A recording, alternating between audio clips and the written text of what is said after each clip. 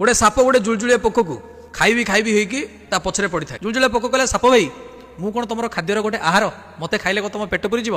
Shop कहला नाही। जुलजुलिया पोक कहला ताले भाई मु केबे कोन तुमको किछि क्षति करछि किबा मो द्वारा तुमर किछि केबे अनिष्ट होइछि किबा तुमको केबे किछि हैरान करछि।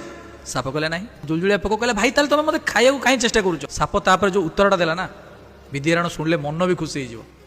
साप कहला तो सहित मोर किछि प्रॉब्लम नाही किबा तोते खाइदेले मो पेट पुरीबनी मोर बस गोटे प्रॉब्लम तू जो जळुनु कि मु सेटा देखि सही पारुनी।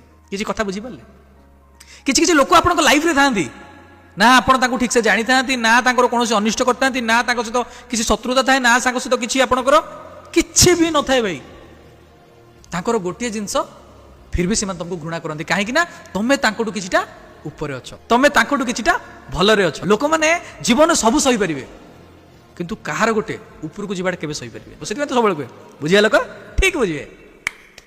Love you all.